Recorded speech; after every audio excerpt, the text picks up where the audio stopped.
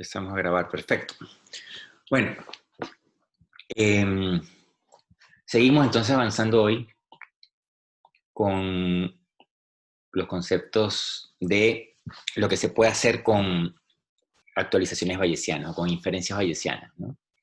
Nosotros entonces lo que vimos antes era que, o las clases pasadas, vimos lo que podíamos hacer respecto a este primer punto, que era identificación de parámetros. Y nosotros entonces habíamos dicho que podíamos aplicar el teorema de Bayes una vez que yo tenga datos experimentales sobre un modelo determinista, y entonces nosotros podíamos encontrar cuál era el posterior, que era la función de densidad de probabilidad, que ahora describía los parámetros de la caja negra, pero actualizados, ¿no? Los teta estos que están acá, pero actualizados. Y entonces esos tetas venían descritos por dos estimadores. Uno que era la moda de ese teta, o digamos los valores que llamábamos map, o su covarianza, que nos daba a nosotros rasgos de la incertidumbre que hay sobre esos parámetros teta, ¿sí? Y habíamos dicho que en el mejor de los casos nosotros podíamos aproximar ese posterior como si fuese una función gaussiana. Entonces, eso era lo que nosotros estábamos diciendo, ¿no? Eh, Recuerden que cuando yo hablo de estimadores puntuales, eh, nosotros tenemos que volver a hablar un poquito de a lo mejor o rescatar un poco esa conversación que teníamos al principio de lo que era estadística descriptiva e inferencial. Y yo puedo describir entonces, por ejemplo, un grupo a través de estadísticas puntuales, ¿no? Como estadística descriptiva, que es la media y su desviación estándar, o si es un grupo de variables, su covarianza. Entonces, cuando yo hablo de medias o de valores medianas o de modas y hablo de covarianzas, yo estoy definiéndome entonces cuando eso es digamos, como parámetro abstracto, digamos, estamos hablando de valores puntuales. ¿Sí? Es como cuando yo digo valor medio y desviación estándar.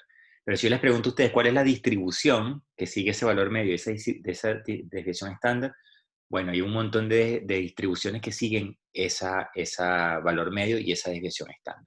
Entonces, usualmente nosotros aquí, cuando uno habla de Bayes, hay que diferenciar eso. Cuando uno habla del posterior, yo puedo identificar el posterior como función, como distribución como tal, pero yo también puedo identificar del posterior su valor medio o moda, o puedo identificar su matriz de covarianza. Eso fue lo que nosotros hicimos en la clase pasada. En la clase pasada identificamos entonces cuál es el valor medio del posterior, o la moda del posterior, y cuál es entonces su covarianza de ese posterior. Pero no sabemos todavía cuál es la distribución. Y entonces yo lo que les dije es que en el mejor de los casos, esa distribución nosotros la podemos asumir que es gaussiana. Y eso usualmente es aceptable cuando yo tengo muchos datos y cuando el máximo global el máximo que yo encuentro al resolver el map es un máximo global. Y que es decir, que el problema es identificable. Entonces, sí, eso. Si yo ahora quisiera identificar realmente cuál es la distribución posterior, yo tengo que aplicar métodos un poco más sofisticados. Y esos métodos más sofisticados usualmente son métodos basados en muestras que se llaman cadenas de Markov. Eso vamos a ver si nos da tiempo y vamos a ver el último capítulo del curso sobre eso. Y vamos a ver si podemos utilizar cadenas de Markov para poder encontrar ahora ese posterior, ¿sí? Y entonces al final lo que uno encuentra no es el posterior como función, como distribución, sino lo que encuentra uno son muestras que siguen esa función posterior. Y después a partir de esas muestras uno puede estimar cuál es la distribución. Ok, entonces por ahora lo que nosotros hemos dicho es que en esta identificación de parámetros yo identifico el posterior, pero del posterior no identifico la distribución, sino identifico cuál es la moda y cuál es su covarianza. Y ahora lo que nosotros vamos a hacer es ver si yo puedo ahora, conociendo esa moda y esa covarianza, y asumiendo que el posterior se distribuye gaussiano, yo voy a ver si puedo hacer lo que se conoce como un análisis posterior. Se llama análisis robusto posterior. Y eso lo que significa es que yo voy ahora a resolver el siguiente problema. Lo que nosotros habíamos visto en las clases al principio, que era un problema de propagación, nosotros lo que decíamos era que en general yo tenía mi función z, que depende de teta y de u, ¿sí? De los parámetros y de la entrada, y que yo ahora puedo asumir de que tengo una incertidumbre en mi parámetro tetas. Y entonces si yo quisiera propagar esa incertidumbre, entonces a mí me toca que resolver mi integral probabilística de tal manera de yo encontrar el valor esperado de z, ¿sí? Pero aquí es importante porque aquí yo estoy asumiendo que conozco la entrada, ¿sí? Yo estoy entonces asumiendo que esto es para un u conocido. Eso es lo que nosotros veníamos haciendo con el método de Monte Carlo. Lo que hacíamos era generábamos muestras de SP de teta, la evaluábamos en nuestra caja negra y ahí podíamos encontrar entonces cuánto era el valor esperado de la salida de la caja negra. Esto se conoce, digamos más formalmente en un contexto bayesiano, se conoce como análisis robusto previo. Y previo se refiere a que lo que yo estoy propagando no es otra cosa que el prior, ¿sí? Fíjense que yo también acá pudiera, una vez que yo tengo datos experimentales, yo pudiera propagar no solamente el prior, yo pudiera propagar ahora el posterior. Y para propagar el posterior, entonces, esta ecuación, no, la que tengo que resolver ahora, es esta ecuación que está acá abajo, ¿sí? Y yo tendría que decir que conozco U, que sería la entrada, pero también conozco los datos. Entonces aquí lo que tengo es la caja negra, y aquí tendría, en vez del prior, yo tendría el posterior. ¿Sí? Esto A de teta.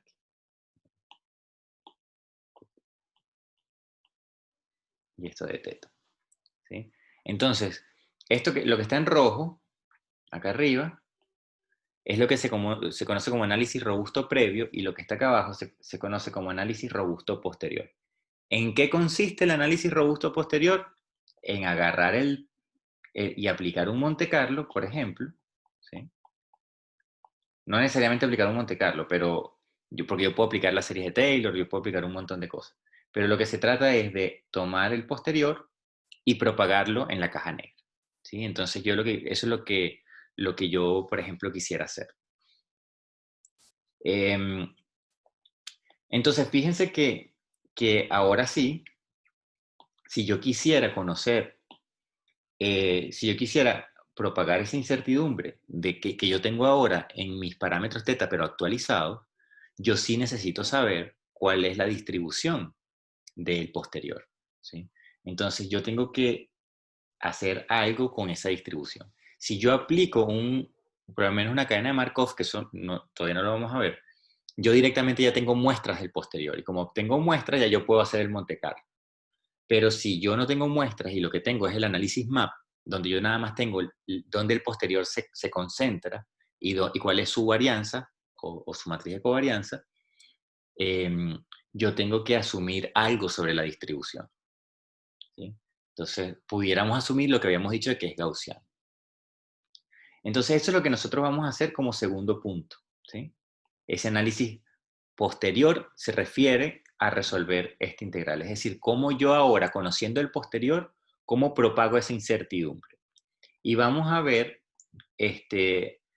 una consecuencia que hay natural cuando uno aplica el MAP, el máximo a posteriori, ¿no? Entonces aquí vamos ahora para esta segunda parte. Esto que llamamos análisis posterior, ¿sí? Entonces aquí ya estamos asumiendo que yo resolví el map. Yo ya encontré el valor teta map y yo encontré la covarianza del posterior, ¿sí? Como lo hicimos en la clase pasada. Recuerden que la covarianza era el inverso del hessiano del logaritmo del numerador del teorema de Bayes. Entonces, lo que yo quiero resolver es esta ecuación que está encerrada acá en rojo. ¿Sí? Es lo mismo, ¿no? Tenemos, esta es la caja negra, ¿sí? Esa es la caja negra. Fíjense que la caja negra yo la tengo allí como asumiendo que yo estoy introduciendo un U conocido y un teta eh, conocido. Y ahora yo estoy acá propagando el posterior, ¿sí? El posterior, el PDF, el PDF que yo encontré al hacer la actualización bayesiana. Y por supuesto, entonces, esto me da a mí la salida, pero una vez propagados los tetas. Por eso es que acá no aparece teta, porque justamente lo que quiero es propagar la incertidumbre de los tetas. ¿Sí? Ok. Fíjense un paréntesis acá. Voy a volver a decir lo que hacíamos antes para contrastarlo con lo que estamos haciendo ahora. Entonces, antes en la caja negra, yo tenía la caja negra, la salida la estoy llamando acá I, ¿verdad? O sea, la caja negra tiene una salida, vamos a escribirlo directamente, una salida I, y ahora lo que entonces lo que yo estoy resolviendo, lo podemos ver directo en Z, es la salida de la caja negra, es la salida de la caja negra, que depende de U y de teta, ¿sí? Y yo antes entonces propagaba teta, y yo también pudiera propagar la incertidumbre en la entrada. Si yo tengo incertidumbres en U, yo pudiera propagar incertidumbres en la entrada. Entonces esto sería de teta y de U. Y esto entonces sería el valor esperado de la variable z, ¿sí? Propagando U y propagando teta, ¿sí? Yo pudiera entonces también estimar cuánto sería el valor esperado de la salida, pero conociendo U. Es decir, propagando solamente teta. Y esto entonces sería la salida de la caja negra propagando solamente teta. ¿Sí? Esto sería entonces, acá abajo estaría propagando teta, por lo tanto queda explícitamente acá dependiendo de U. En cambio acá arriba yo estoy propagando tanto teta como U. ¿Sí? Esa es la diferencia. Y la forma de hacer esto en un esquema de Monte Carlo, lo que hacíamos antes era generábamos muestras que siguen esta distribución o esta distribución y la evaluábamos acá o la evaluábamos acá, ¿sí? Dependiendo de cuál de las dos integrales queremos resolver. Dependiendo si yo quiero propagar teta o teta y u simultáneamente. Cuando yo quiero hacer ahora el análisis robusto posterior, nuevamente para contrastar contra esto, yo lo que tengo que hacer acá ahora es incluir el posterior, y por supuesto si incluye el posterior es porque yo tengo acá entonces conocido unos datos, y acá entonces esto es conocido unos datos. ¿Sí? Tengo que agregar ese condicional. Yo ahora tengo que decir explícitamente que, que esa función de densidad de probabilidad es conocido de los datos, por lo tanto es el posterior del teorema de Bayes. Y en el caso de abajo, que si yo quiero propagar las dos cosas, entonces yo también tengo que agregar acá el condicional que tengo la data, y acá yo tendría que agregar también la data, ¿sí? Es decir, el posterior. Entonces esa es la diferencia entre el análisis robusto previo y el análisis robusto posterior. Y lo que estamos haciendo acá es justamente eso, es propagando el posterior sobre nuestra salida que estamos observando. Entonces, si nos fijamos ahora, ¿verdad? Y recordamos que el posterior, ¿sí? Viene definido por el teorema de Bayes, y el teorema de Bayes nos dice a nosotros que yo tengo, voy a quitar aquí, voy a colocar esto como, la data la voy a colocar como U, como I, como U, ¿sí? Esa es la data. Y el teorema de Bayes me dice, bueno, que yo tengo el likelihood, tengo el prior, y tengo en el denominador una constante, y esa constante es la integral del numerador. Entonces, si yo ahora sustituyo esto allá adentro, ¿verdad? Yo obtengo esta ecuación que está acá abajo, esa ecuación que está aquí abajo. Y esa ecuación que está allá abajo, entonces, nuevamente, es el posterior, y el posterior es este término, o sea, del teorema de Bayes, es este término, que es el likelihood, el prior, y lo que aparece en el denominador es la integral de esas dos términos. ¿Sí? Es la evidencia, lo que llamamos la evidencia. ¿Sí? Entonces, lo que quiero remarcar acá es que entonces, de pasar desde esta caja a esta caja, es solamente sustituir el valor del posterior por lo que está como definición del teorema de Bayes. Entonces, si nosotros ahora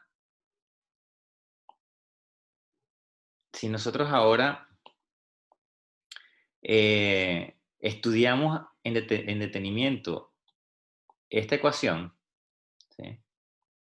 ¿Sí? Recuerda, aquí lo que estoy haciendo es propagando el posterior, nada más, sobre la caja negra. La función del posterior de los parámetros del modelo.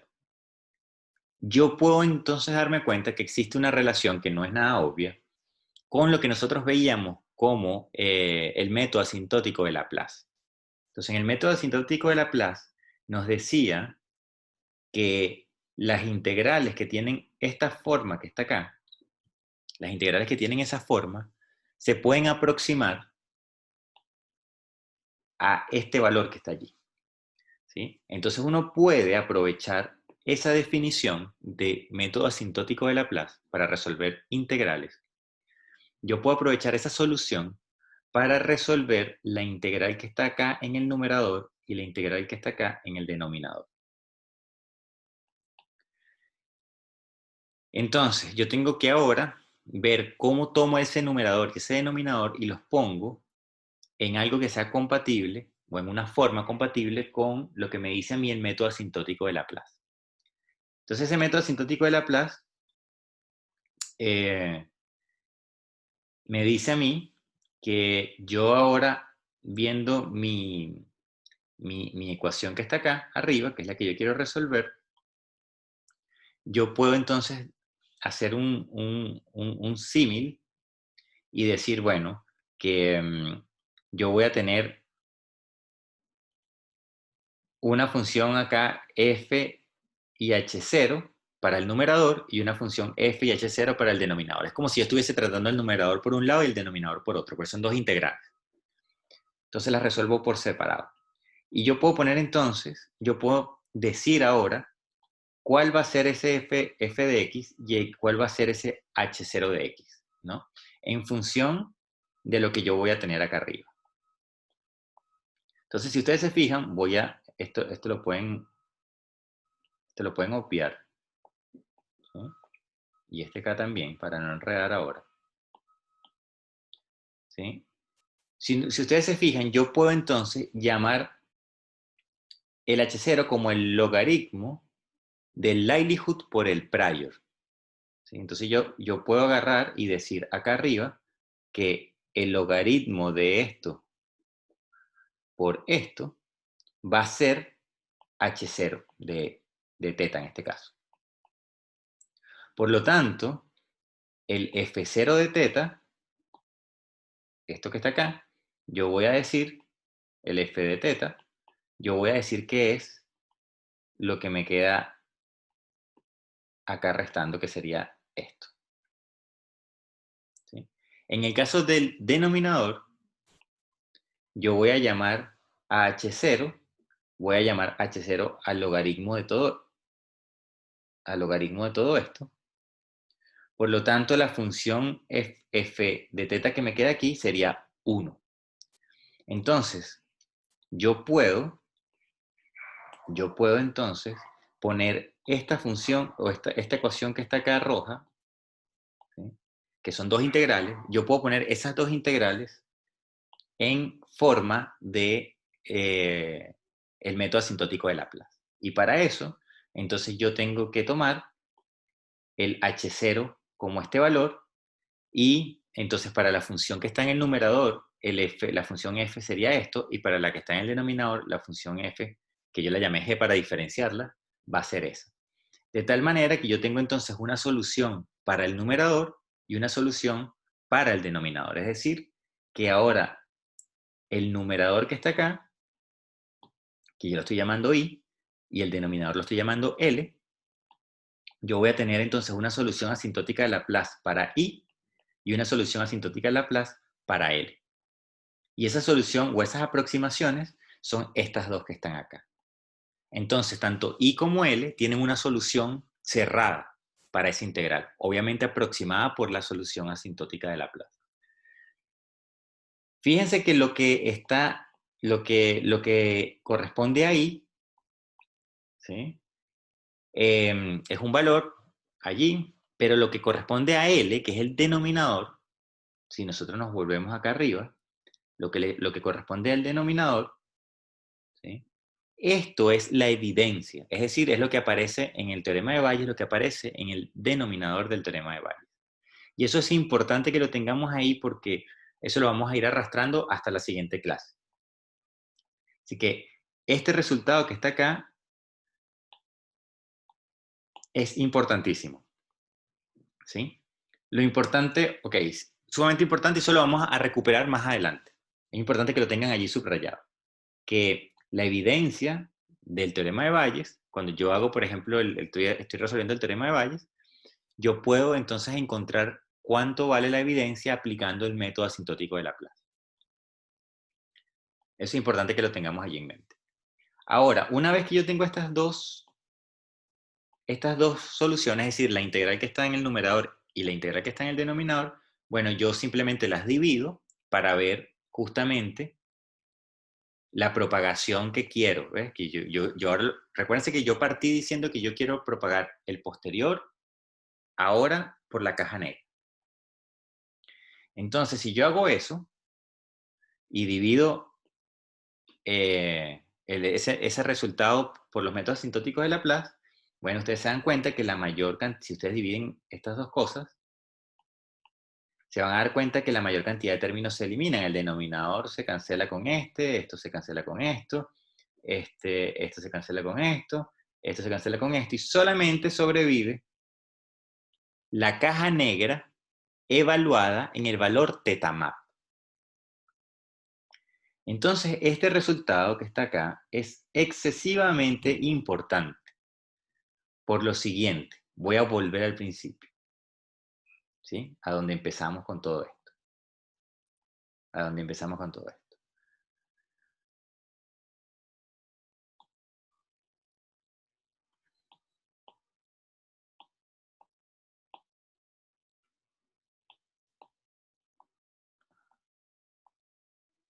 Ok. ¿Qué estoy diciendo yo entonces ahora? Voy a volver a repetir. Nosotros tenemos una caja negra, tenemos un modelo determinista, tenemos ahora mediciones experimentales. Yo ahora puedo aplicar el método MAP para encontrar el posterior de esos tetas, es decir, los parámetros, que ese es el script que ustedes tienen en MATLAB. Ustedes pueden encontrar el θ map, que es donde el posterior se concentra. Y adicionalmente yo puedo tener la covarianza de ese posterior, ¿sí? Entonces yo ahí tengo identificado el posterior como valores puntuales. Tengo una matriz de covarianza y el valor donde se concentra el posterior.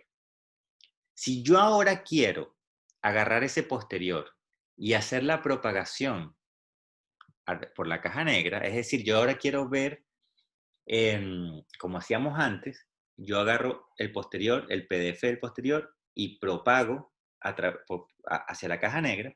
Yo tengo dos formas de hacerlo en este caso. Yo pudiera decir que es gaussiano, generar muestras y hacer un Monte Carlo tradicional, ¿sí? Entonces yo a partir de esos valores map que yo encontré, asumo que es gaussiano, genero muestras del gaussiano y evalúo en la caja negra, y entonces ahí estoy propagando ese PDF del posterior. O yo puedo hacer lo que acabo de mostrar ahora. Yo lo que puedo hacer es aplicar el método asintótico de Laplace y ahora decir que el valor esperado, es decir, lo que está acá, ¿sí?, es lo mismo que agarrar a la caja negra y evaluarla en el θ map. Es decir, que no hace falta hacer ni Monte Carlo ni absolutamente más nada, ¿sí? Entonces esto es importantísimo, porque si yo, en otras palabras, yo lo que estoy haciendo es que una vez que yo actualizo mis parámetros θ map y encuentro mis θ map, ¿sí?, que es el valor donde se concentra el posterior, solamente con conocer ese valor, si yo evalúo la caja negra en ese valor de θ, yo lo que estoy haciendo de manera automática es haciendo la propagación del posterior, asumiendo que el posterior es gaussiano, ya que esa es la suposición detrás que hay del método asintótico de Laplace. Entonces, esto es muy relevante, porque nuevamente me evito tener que resolver esa integral probabilística. Yo simplemente al saber dónde se concentra el posterior, yo puedo decir, ah, bueno, entonces lo que hago es, en vez de generar muestras de acá para evaluarlas acá, yo lo que hago entonces es simplemente encuentro dónde el posterior tiene su máximo y evalúo la caja negra justamente donde el posterior tiene su máximo. Y eso implica que yo estoy propagando los tetas, ¿sí? Eso es un resultado derivado de esto. Y eso es justamente lo que yo les coloco acá abajo, ¿no? Por eso esto es relevante. Entonces, cada vez que yo quiero propagar la incertidumbre que hay en un posterior de un análisis bayesiano, yo simplemente tengo que agarrar el θ map y evaluarlo en la caja negra. Y eso automáticamente me da a mí el valor esperado una vez que yo propagué el posterior por la caja negra. Entonces esto es sumamente importante porque nos ahorra un montón de trabajo, ¿sí? Ok, yo coloqué, yo coloqué ahora la tarea 5, ¿sí? Y la tarea 5, pero no la... No, a ver, un segundito. A ver. Voy a bajarla acá.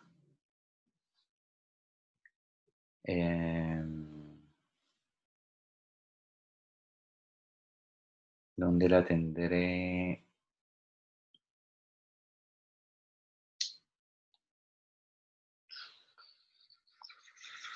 La tarea 5.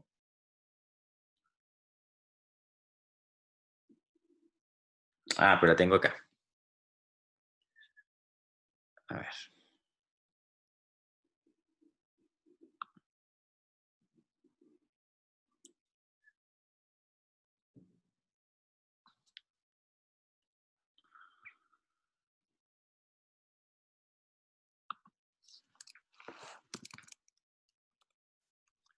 Un segundito para mandármela de un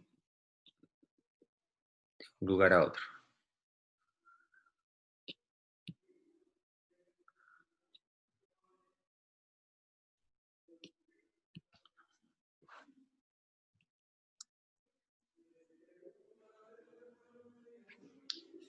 A ver, a ver, a ver.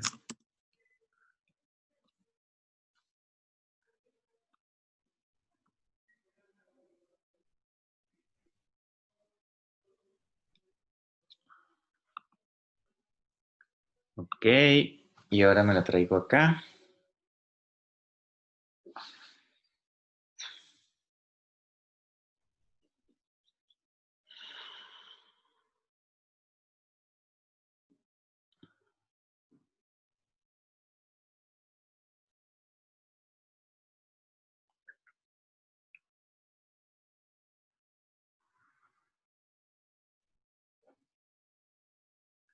Okay.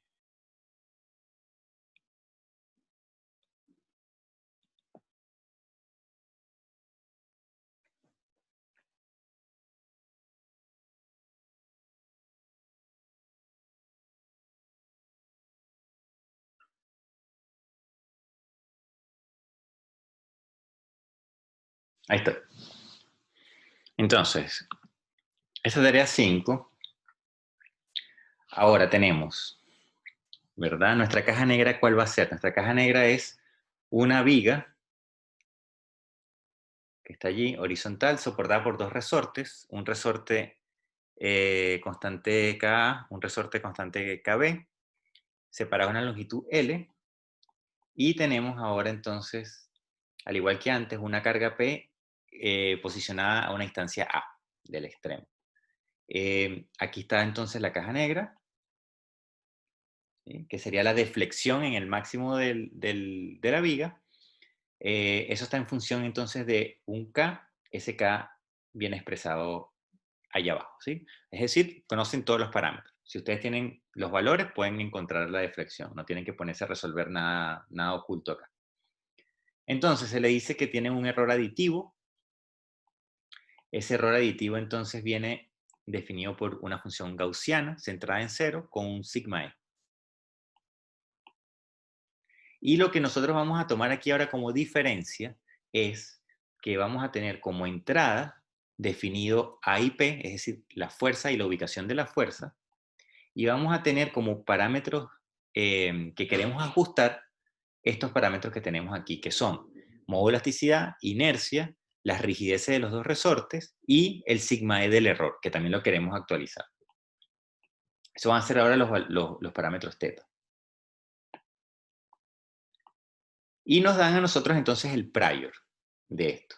Y el prior entonces es para E, I y el error, vamos entonces a asumir ese prior que es un log normal, que entonces tiene una mediana de este valor, una mediana de este valor, una mediana de este valor, y que tienen entonces un coeficiente de 20% de variación, el otro de 10 y el otro de 10. ¿Sí? Eso es lo que está explicado allí en los párrafos, ¿no? En estos párrafos que están acá, eso es lo que está explicado, pero ese es el prior. Entonces ese es el prior de E, I y sigma E. Me falta el prior de Ka y Kb, es decir, de los dos resortes. Y ese prior es este que tenemos allí. Dicen que entonces el prior es normal, con una media igual a eso y con una matriz de covarianza igual a esto. ¿Sí? Eso es el prior. Y tenemos entonces modelos, tenemos un valor nominal. ¿Sí? Un valor nominal de los tetas. ¿Sí? De EI, el sigma E, el KA y el KB. Y ese valor nominal es justamente donde están centrados, donde está centrado el prior. ¿Sí? Entonces, ¿qué nos dicen a nosotros? Nos dicen, bueno, a partir de una data que es dada en el problema, la tengo que subir a uCursos, ¿no? Eso no la he subido todavía. A partir de esa data, que yo llamo d1.mat, ahí van a tener ustedes 20 datos experimentales. 20 datos experimentales, es decir, combinaciones de A y P, y la salida, que en este caso es la deflexión, ¿sí? Nuestra salida de deflexión. Entonces, lo primero que ustedes van a hacer acá, en el primer punto, ¿sí? Es encontrar el MLE de ese problema, el teta MLE. ¿Sí? Es decir, cuando el prior es como uniforme o que no tiene prior, en otras palabras. Esa es la parte A. Es encontrar entonces el teta MLE. La parte B es encontrar el teta map, es decir, ahora el teta con el prior, ¿sí? Que eso, nuevamente, es lo mismo que hicimos en la clase pasada. Es decir, con el script de MATLAB, ¿sí? Es casi lo mismo. La parte C tiene que ver con presentar una tabla donde uno pueda ver la diferencia entre los valores MAP y los valores MLE. Y después la parte D, ¿sí? La parte D es lo que yo quiero que hagan es que ustedes ahora propaguen las incertidumbres tanto en el del teta como la incertidumbre asociada a la entrada. ¿Sí? Porque ahora la entrada, que nosotros estamos diciendo que es A y P, también van a tener eh, una variabilidad. Entonces, yo tengo acá mi deflexión. y yo quiero el valor esperado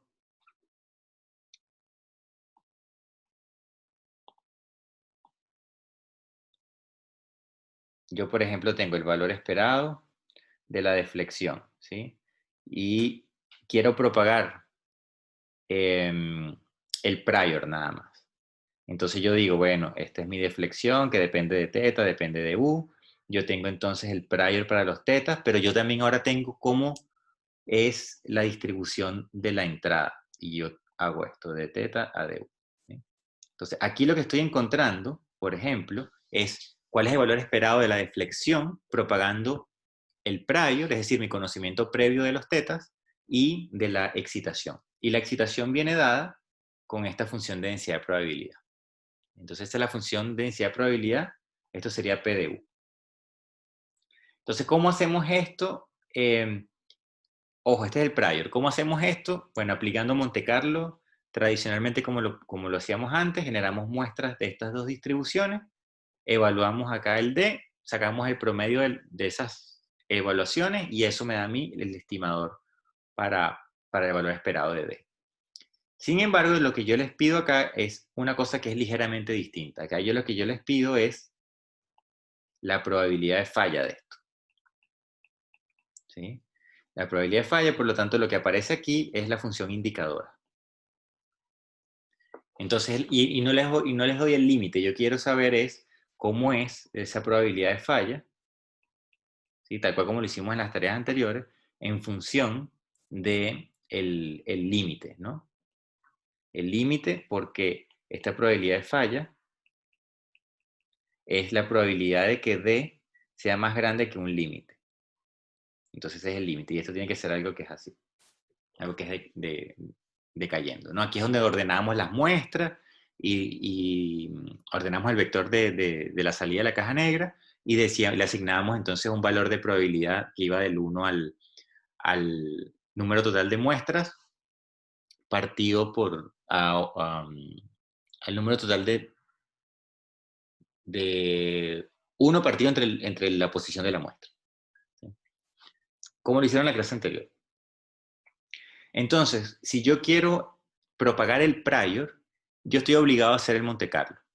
Entonces yo genero mis muestras, evalúo entonces la función indicadora o agarro la caja negra y la ordeno de menor a mayor y veo entonces, obtengo este gráfico de manera directa. Si yo quiero ahora propagar,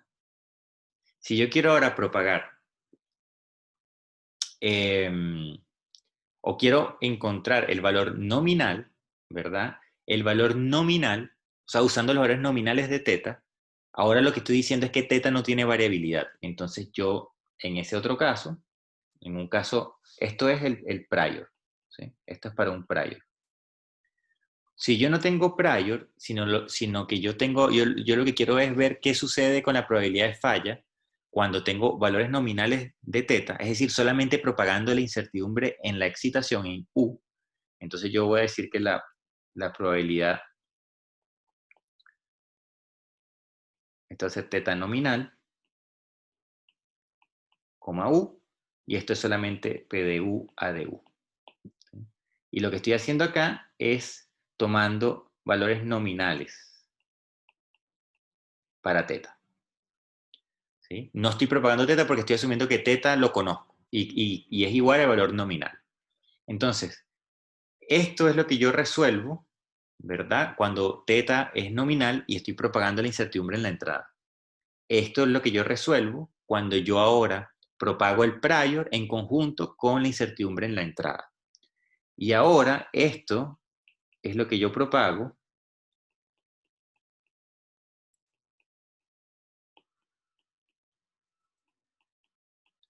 cuando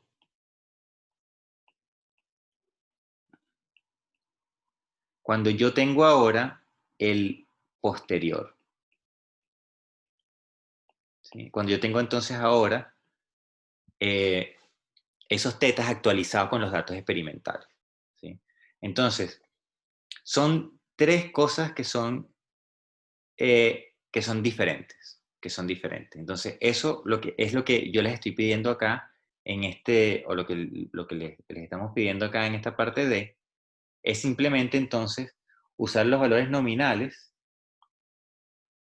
para encontrar la probabilidad de falla, es decir, ese gráfico que está acá.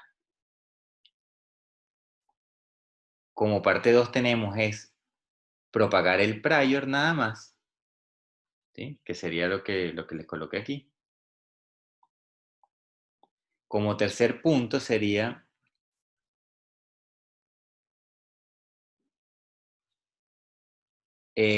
propagar el posterior que están encontrando en el análisis bayesiano.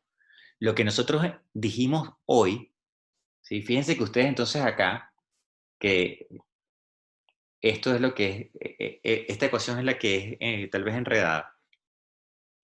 Yo acá tengo dos posibilidades, como dije antes. O genero muestras de acá y muestras de acá para evaluar entonces a través de un Monte Carlo la integral, la función indicadora, o yo aprovecho, ¿verdad?, el hecho de que tengo el resultado asintótico de Laplace y yo sé que el propagar ese P de teta es simplemente quitar el P de, ese PDF que está ahí y evaluar la función que estoy evaluando en el valor teta map. Entonces, esto que está acá arriba es exactamente igual a evaluar esto en teta map, U, y aquí solamente tengo que propagar la excitación. ¿Sí? Entonces, ¿cuál es la diferencia? Que, bueno, acá arriba, voy a traerme esto más hacia abajo. ¿Sí? Acá arriba, yo lo que estoy haciendo entonces es declarando explícitamente el posterior y necesito propagar el posterior, pero necesito propagar también la excitación. Entonces, la propagación de la excitación, yo tengo que morir con un Monte Carlo, tengo que generar muestras de U y evaluar esas muestras en la caja negra o en la función indicadora. Y yo pudiera aquí también generar muestras del posterior, asumiendo que el posterior es gaussiano, centrado en el valor θ map con la matriz de covarianza que encontramos. Pero yo también puedo aprovechar el resultado que encontramos hoy y en vez de propagar entonces estas dos cosas, yo puedo decir que paso desde acá arriba a acá abajo, es decir, puedo propagar las incertidumbres del posterior diciendo que yo estoy evaluando en mi caja negra o en mi función indicadora simplemente el valor θ map, ¿sí? Y eso es lo mismo. Siempre y cuando el map sea, o que yo tenga muchos datos experimentales, o que yo tenga muchas, y adicionalmente que tenga un máximo cuando identifico el map, un máximo global, es decir, que el problema sea identificado. Entonces, lo que tienen que hacer, en resumidas cuentas, nuevamente en la tarea, es la parte A, acá, es encontrar el teta MLE, en la parte B es encontrar el teta map, en la parte C es comparar teta map y MLE como tabla, valor a valor, y en la parte D, entonces yo lo que quiero es encontrar la probabilidad de falla, pero ahora cuando la entrada es incierta. Entonces, una vez que ustedes ya actualizaron y encontraron su valor θ map, lo que tienen que hacer es, primero, propagar utilizando valores nominales, es decir, asumiendo que yo conozco el θ y que el θ es nominal. Después es propagar el prior. Entonces ahí tienen que generar el Monte Carlo de U y de θ, teniendo el prior, y después propagar con el posterior. Y el propagar con el posterior es simplemente, es casi lo mismo que el nominal. solamente que en el nominal evalúan el teta nominal y en cambio en el posterior evalúan el teta posterior, el teta map. ¿Sí? Y eso es lo que se pide. Y después hay un último punto, que es que se les dan otros valores experimentales, que son más valores, la diferencia es que tienen más observaciones, más mediciones, y tienen que volver a repetir los mismos análisis, ¿no? Entonces tienen que encontrar el MLE, el MAP, comparar la tablita MAP-MLE y ver cuáles son las gráficas de probabilidad de excedencia. Entonces, esas gráficas de probabilidad de excedencia, ustedes lo que van a hacer es graficar simplemente cuatro gráficas, ¿no? Van a tener entonces voy a borrar esto, voy a tratar de hacer esto un poco mejor. Entonces, el punto D, yo lo que quiero es la probabilidad de falla, ¿sí? O la probabilidad de que el desplazamiento sea mayor que un límite, y acá abajo van a tener ese límite. Entonces, ustedes van a tener una primera curva, ¿sí? Que va a ser algo así. Por favor, esto háganlo en escala logarítmica la vertical, en escala normal la horizontal.